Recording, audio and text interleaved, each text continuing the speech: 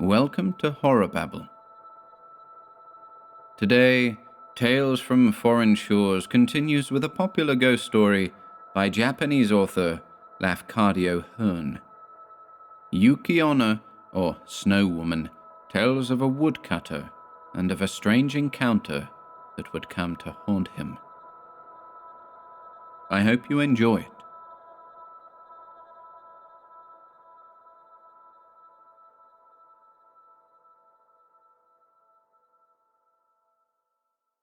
Yuki-onna by Lafcadio Hearn.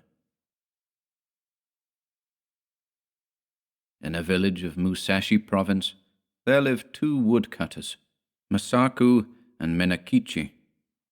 At the time of which I am speaking, Masaku was an old man, and Minakichi, his apprentice, was a lad of 18 years. Every day they went together to a forest situated about 5 miles from their village. On the way to that forest there is a wide river to cross, and there is a ferry boat. Several times a bridge was built where the ferry is, but the bridge was each time carried away by a flood. No common bridge can resist the current there when the river rises. Masaku and Minakichi were on their way home one very cold evening when a great snowstorm overtook them. They reached the ferry, and they found that the boatman had gone away, leaving his boat on the other side of the river. It was no day for swimming, and the woodcutters took shelter in the ferryman's hut, thinking themselves lucky to find any shelter at all. There was no brazier in the hut, nor any place in which to make a fire. It was only a 2-mat hut, with a single door, but no window. Masaku and Minakichi fastened the door, and lay down to rest, with their straw raincoats over them. At first they did not feel very cold, and they thought that the storm would soon be over. The old man almost immediately fell asleep, but the boy, Minakichi, lay awake a long time, listening to the awful wind and the continual slashing of the snow against the door. The river was roaring, and the hut swayed and creaked like a junk at sea. It was a terrible storm, and the air was every moment becoming colder, and Minakichi shivered under his raincoat. But at last, in spite of the cold, he too fell asleep. He was awakened by a showering of snow in his face. The door of the hut had been forced open, and by the snowlight he saw a woman in the room, a woman all in white. She was bending above Masaku and blowing her breath upon him, and her breath was like a bright white smoke. Almost in the same moment she turned to Minakichi and stooped over him. He tried to cry out, but found that he could not utter any sound. The white woman bent down over him, lower and lower, until her face almost touched him, and he saw that she was very beautiful, though her eyes made him afraid. For a little time she continued to look at him. Then she smiled, and she whispered, "I intended to treat you like the other man, but I cannot help feeling some pity for you, because you are so young. You're a pretty boy, Minakichi, and I will not hurt you now. But if you ever tell anybody, even your own mother, about what you have seen this night, I shall know it, and then I will kill you. Remember what I say." With these words, she turned from him and passed through the doorway. Then he found himself able to move, and he sprang up and looked out. But the woman was nowhere to be seen, and the snow was driving furiously into the hut. Minakichi closed the door and secured it by fixing several billets of wood against it. He wondered if the wind had blown it open. He thought that he might have been only dreaming, and might have mistaken the gleam of the snowlight in the doorway for the figure of a white woman, but he could not be sure. He called to Masaku, and was frightened because the old man did not answer. He put out his hand in the dark and touched Masaku's face, and found that it was ice. Masaku was stark and dead. By dawn the storm was over, and when the ferryman returned to his station, a little after sunrise, he found Minakichi lying senseless beside the frozen body of Masaku. Minakichi was promptly cared for, and soon came to himself, but he remained a long time ill from the effects of the cold of that terrible night.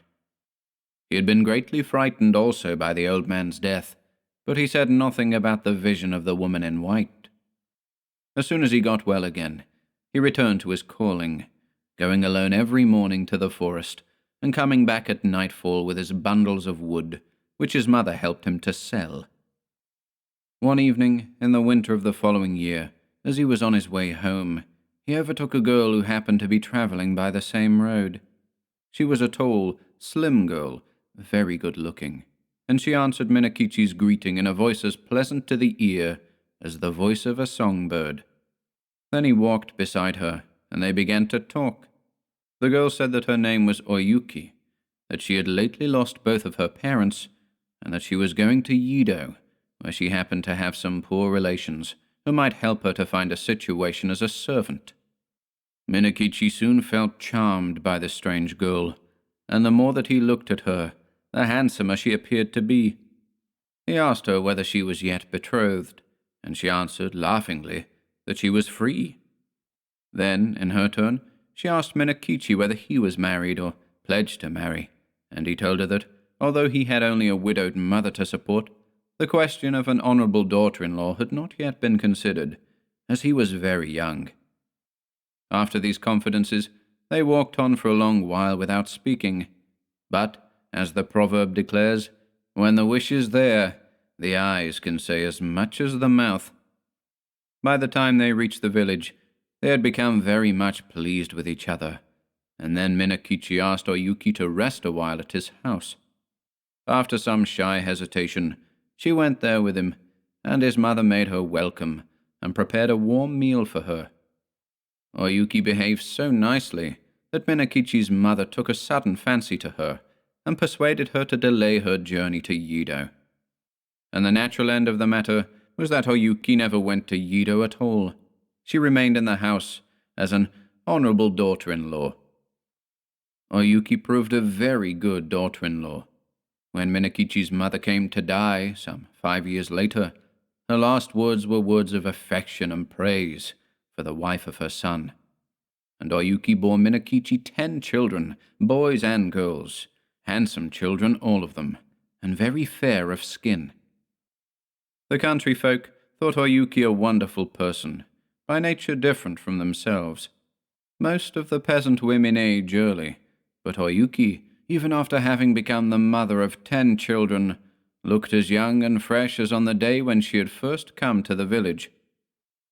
One night, after the children had gone to sleep, Oyuki was sewing by the light of a paper lamp, and Minakichi, watching her, said, "To see you sewing there with the light on your face makes me think of a strange thing that happened when I was a lad of 18. I then saw somebody as beautiful and white as you are now. Indeed, she was very like you." Without lifting her eyes from her work, Oyuki responded, "Tell me about her. Where did you see her?" Then Minakichi told her about the terrible night in the ferryman's hut, and about the white woman that had stooped above him, smiling and whispering, and about the silent death of old Masaku. And he said, "Asleep or awake, that was the only time that I saw a being as beautiful as you. Of course, she was not a human being, and I was afraid of her, very much afraid, but she was so white. Indeed, I have never been sure whether it was a dream that I saw, or the woman of the snow." Oyuki flung down her sewing, and arose, and bowed above Minakichi where he sat, and shrieked into his face, "It was I, Yuki it was, and I told you then that I would kill you if you ever said one word about it.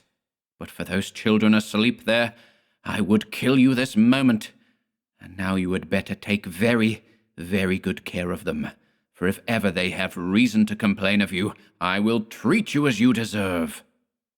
Even as she screamed, her voice became thin, like a crying of wind. Then she melted into a bright white mist that spired to the roof beams, and shuddered away through the smoke hold. Never again was she seen.